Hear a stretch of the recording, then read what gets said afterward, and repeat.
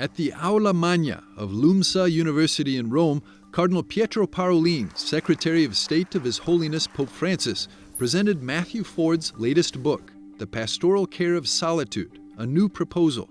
The book explores a pressing issue of our times, the epidemic of loneliness, which Cardinal Parolin described as a pervasive sign of the times and a symptom of the cultural crises of modern Western societies. Reflecting on the causes of this growing crisis, Cardinal Parolin highlighted the role of individualism and indifference in creating a culture that isolates and discards. Our time is marked by individualism and indifference, which generate loneliness and lead to the discarding of many lives. This is our culture today. Individualism and indifference, which generate loneliness and provoke discarding, the culture of waste.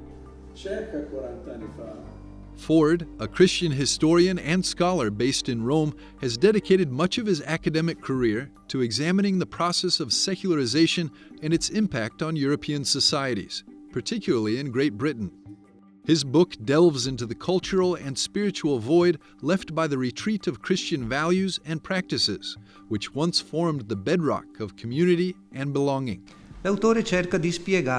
The author seeks to explain the causes of the pandemic of loneliness in the West, addressing a topic not commonly explored by secular sensibilities, namely, the consequences of the retreat, weakening, and in some cases, the extinction of Christian culture. Echoing the concerns of Pope Francis, Cardinal Parolin underscored the urgency of addressing loneliness as a societal challenge, particularly among vulnerable populations such as the elderly. Pope Francis noted, one of the most widespread illnesses I see today in Europe is the loneliness of those who lack bonds. This is particularly evident among the elderly, who are often abandoned to their fate. Cardinal Parolin's presentation served not only as an endorsement of Ford's work, but also as a clarion call for renewed efforts to counter the culture of isolation and indifference.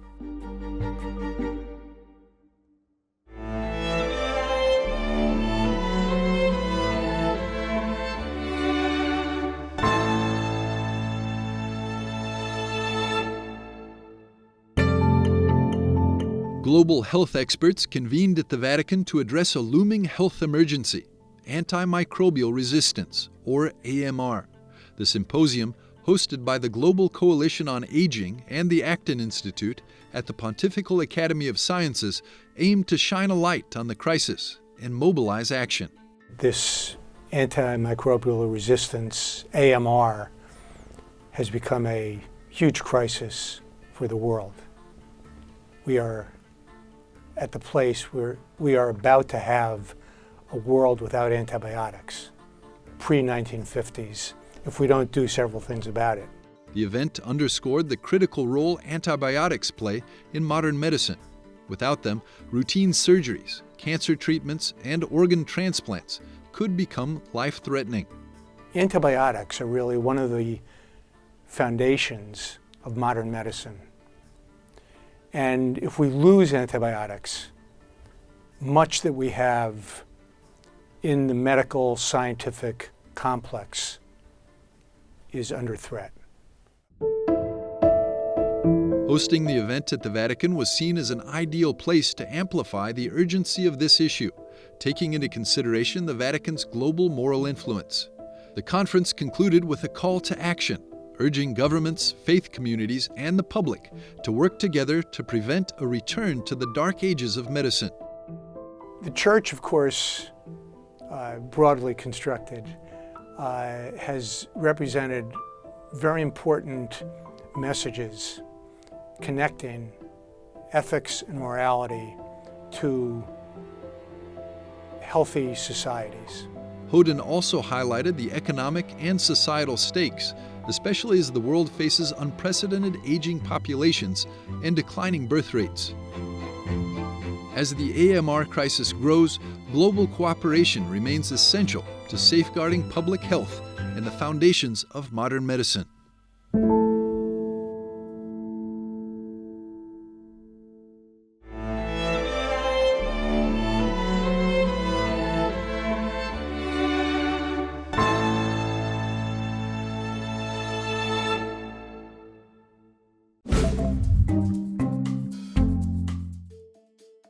Hello and welcome to this week's Vaticano Updates, the most important news from the Holy Father and the Vatican.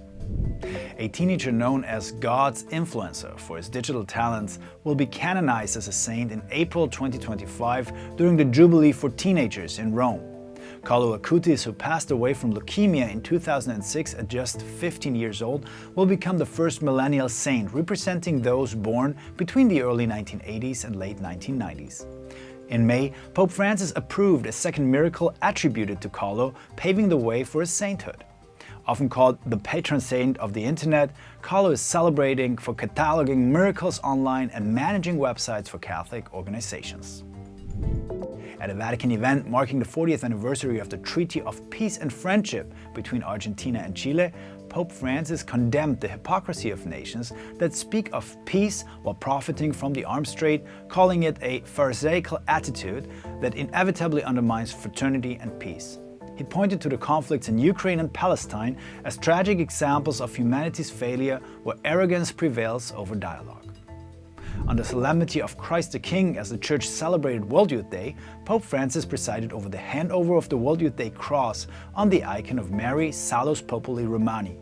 During Mass in St. Peter's Basilica, young people from Portugal passed the symbols to a South Korean delegation preparing to host World Youth Day in Seoul in 2027. In his homily, the Pope described these symbols as a call for Christians to live the gospel with hope and perseverance. Pope Francis met with the academic community of John Paul II Pontifical Theological Institute for Marriage and Family, urging continued collaboration with scholars and cultural institutions to support Catholic spouses and families. He emphasized the importance of developing a critical understanding of the anthropological and cultural challenges facing marriage and family life today. On December the 15th, Pope Francis will make a historic one-day visit to Corsica, France.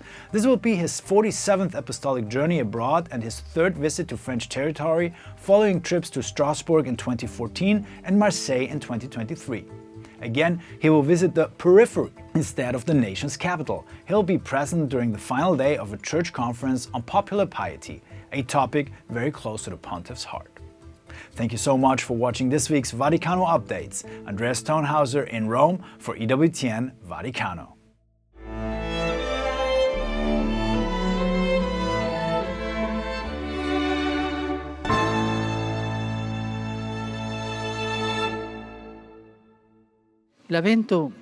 Advent is a continuous call to hope. It reminds us that God is present in history to lead it to its ultimate goal, to lead it to its fullness, which is the Lord Jesus Christ.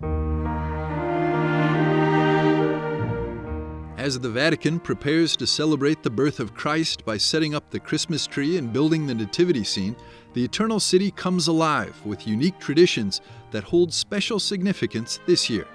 With last-minute preparations underway for the Holy Year, the Jubilee of Hope, these customs not only mark the close of the liturgical year and the beginning of a new one, but also deepen the sense of anticipation and reflection among the faithful. This year's theme of hope is perfectly linked to the liturgical time of Advent, because in Advent, as we have mentioned, we await the second coming of Jesus. We await him as Savior. Advent, Latin for coming, marks the start of the Church's liturgical year and spans the 4 Sundays and weekdays before Christmas. Derived from advenire, to come forward, and adventus, arrival, Advent is the season of Christ's arrival in our hearts, the world, and God's plan for salvation. Advent also marks the start of the new liturgical year. Advent during this period is particularly important because it closes the liturgical year, and thus a new liturgical year begins. And every time we go to celebrate the Eucharist, we realize that the Gospels are almost overlapping. The last weeks of ordinary time almost coincide with the first weeks of Advent. From the early Church, believers have been captivated by Jesus' promise to return. Like Lent, Advent uses purple as its liturgical color to signify preparation for major feasts. During Advent Masses, priests wear violet or purple vestments, except on Gaudete Sunday, the third Sunday of Advent, when rose is permitted, signifying that Christmas, the arrival of Christ, is near. Poi progressivamente però a Roma questo Then, carattere- progressively, in Rome, this penitential character and great fasting gradually softened and decreased. Instead, especially here in Rome, it gives way to a great surge of hope, expectation, and joy. In other words, combining the two realities of Christ's coming, the first coming in the flesh that we contemplate as Christmas, which we must prepare for, but also another coming that we, as the faithful, and indeed all of history and humanity, are moving toward, which is the final coming of the Lord. This year, the Christmas period in Rome is even more special due to the start of the Jubilee of Hope, that the Pope will celebrate Mass at St. Peter's Square instead of St. Peter's Basilica.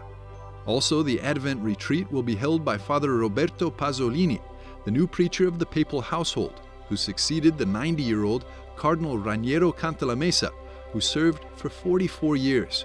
As we prepare for Christmas and the Holy Year, with activities like decorating trees, putting out nativity scenes, and exchanging gifts, these actions hold a deeper spiritual meaning. Sicuramente una particolarità che si rinnova ogni anno è il famoso Certainly a particular tradition that is renewed every year is the famous and characteristic nativity scene in the square, displayed from the 8th of December throughout the Christmas period. This is eagerly awaited by all the faithful who wish to discover its characteristics and style. But beyond curiosity, I believe it is an excellent tool, because very often behind a nativity scene in the Vatican, there is much reflection.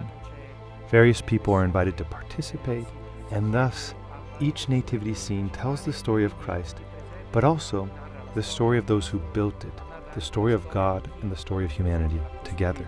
quindi la storia di Dio e la storia dell'uomo insieme. This year's nativity scene will come from Grado, a historic lagoon town rich in traditions, located in the province of Gorizia. A majestic 29-meter-tall red fir tree from Ledro, in the province of Trento, will stand beside the nativity display. E poi credo che sia questo anche un I believe this is also a way to answer the previous question. Where do we find hope? We see it there, in the nativity scene. We see it small, seemingly fragile, but certain. It has happened, it exists, and we remember it. As Advent culminates in the joyous celebration of Christmas, we're reminded of its profound purpose, preparing our hearts for the coming of Christ, both in His birth and His eventual return. On Christmas Day, the opening of the Holy Door will usher in the Jubilee of Hope, the Holy Year, a time of grace, renewal, and reflection.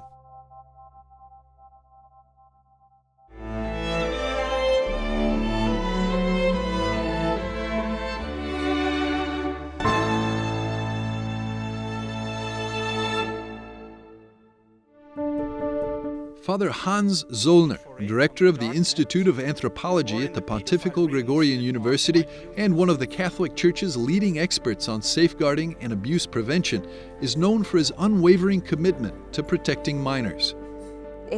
Usted es director In an interview with EWTN Vatican Bureau's Rome correspondent, Paola Ariazza, Father Zollner discusses measures to safeguard minors in countries plagued by poverty and violence. Thank you so much, Father Hans Zollner, for allowing us to make this interview. Could you let us know a little bit about your job in regards to the protection of minors? Education, formation in safeguarding, which goes beyond simply giving guidelines or giving workshops. We want to create an atmosphere where people can feel safe and are safe, in safe space, safe relationships, and safe processes. You just came back from your trip from Colombia and Mexico. What was the purpose of this trip? I would say there is a lot more to do, but at least the Catholic Church can say that they are engaged in this in basically every country. What is not going well, not only in Latin America but also in other parts of the world, is how the Catholic Church, its institutions and its responsible persons face what has happened in the past in terms of what type of abuse has happened, who did commit that abuse, who covered it up, and what is being done to reach out to victims' families. That is very difficult for the Catholic Church worldwide to admit to those crimes, to reach out to and listen to the victims, and to do whatever can be done so that justice is being brought about. Part of that could be education as well. You mentioned that in the Institute you have this culture of education as something important to prevent abuse. Is there anything that could be done? A lot can be done, and a lot has been indicated by the Church itself.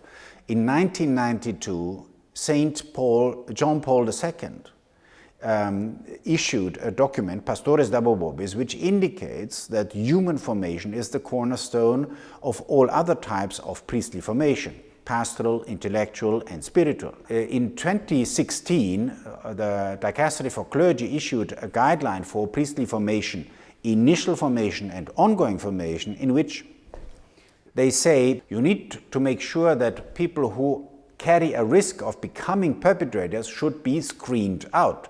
So, which means selection process. I can say confidently that in many places that what the Church urges and obliges to do is not implemented. We have spoken about many factors that promote these cases of abuse or that make it easier for it to happen.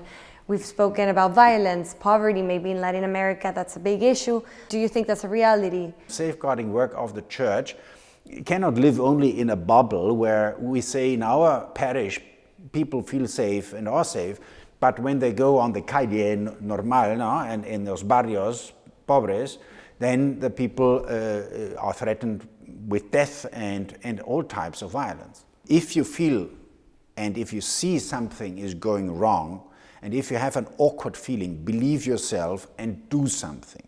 Reach out to people you trust and who know more than you about how to deal with such situations.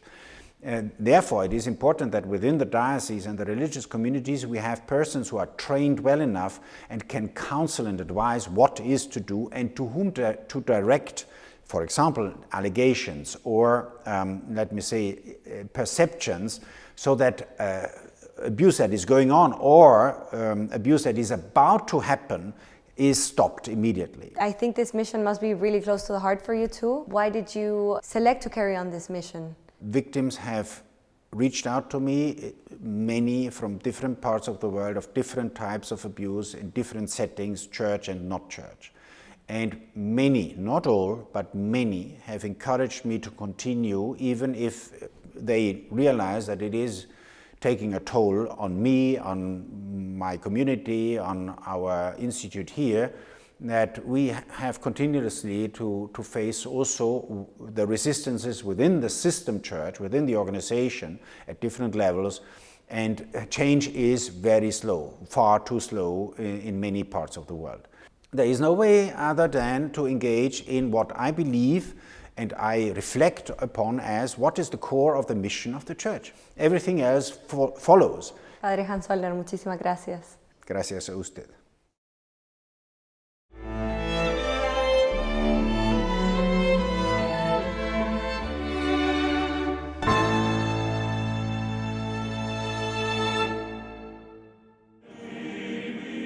As the 10th Cardinal Creating Consistory of Pope Francis approaches on December the 7th, the storefront of the most famous tailor shop for the ecclesiastical world in Rome becomes red. The location looks like a holdover from another era, hidden away in Piazza di Santa Chiara, just a few steps behind the Pantheon. The name Ditta Annibale Gamarelli is well known to clergy throughout Italy and the world. In 2000, the shop was included in the list of Rome's historical shops and is probably the oldest Roman craft enterprise, still run by direct descendants of the founder. The 6th generation of the Gamarelli family now holds the reins of the family business and is very proud of it. Alessia Gamarelli is the 6th generation owner and the first woman to head the family company along with 2 cousins, Massimiliano and Lorenzo. And it was she who designed the storefront this way for the upcoming Vatican celebrations. It's a bit of a historical window display because not all of these items are still used today. Obviously the black cassock and the cope, yes, the sash, yes, the cross as well, but this entire set of vestments and the mantle are not really used anymore. And fabrics are a bit old, you said. Questo è un costume. Yes, we only use this vestment for the window display, with vestments for cardinals, so it's a little bit old. Quindi ha un po' di anni. Several items down here, including shoes, by the way. I was wondering if they are still used. Very rarely. This color is used very rarely. The sashes, yes. The socks, yes. And the beretta, perhaps because it is only worn on the day of the appointment.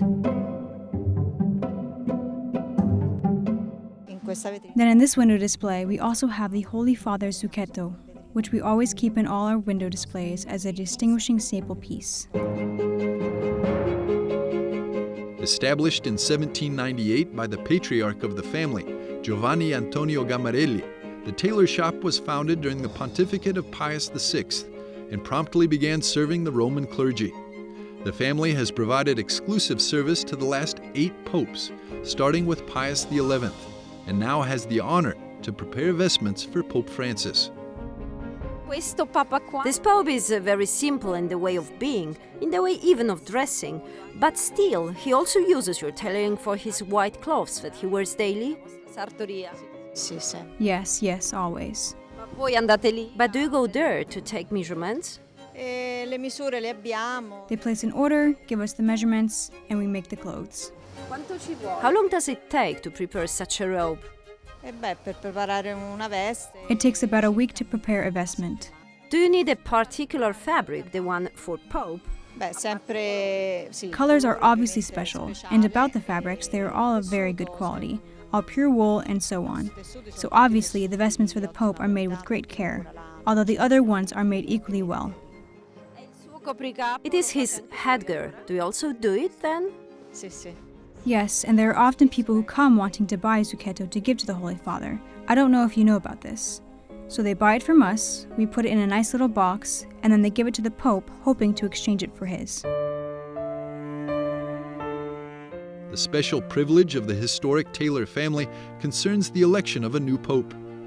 During each conclave, the Gammarellis are charged with making 3 white cassocks in different sizes, small, medium, and large, which sit ready and waiting for the new successor of Peter.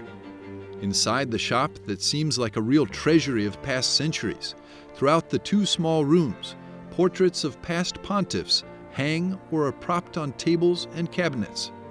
Along the walls, floor-to-ceiling shelves house bolts of fabric, cottons and silks in rich reds and purples, and ornate brocades shot through with metallic threads, almost all still produced in Italy. We have a lot of fabrics here, almost all pure silk, and they all come from Italian fabrics. Some of them come from Spain, but 90% of them are Italian and we use them to make sacred vestments. Here is my cousin with my brother who is not here at the moment making them.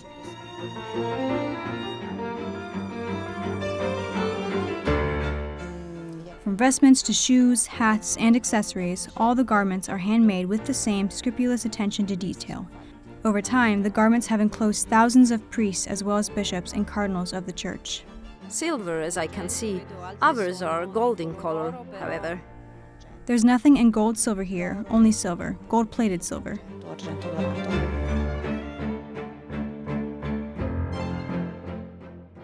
On average, 10 outfits are produced every week, and just 15 people work in the Gammarelli company, all of them exclusively artisans. It is still a small artisanal company. We make all of these garments right here in our workshop, including all the sacred vestments, which we cut and sew ourselves. We strive to carry on this beautiful tradition. It's not easy, but we do our best to keep it alive. Why is it not easy, you say? Because there is a lot of competition? It's especially challenging to find good tailors and talented craftsmen. Now the Gammarelli family, who have had the honor of serving every pope of the past century, look forward to passing on the baton to the next generation, ensuring that their legacy continues and shapes history for years to come.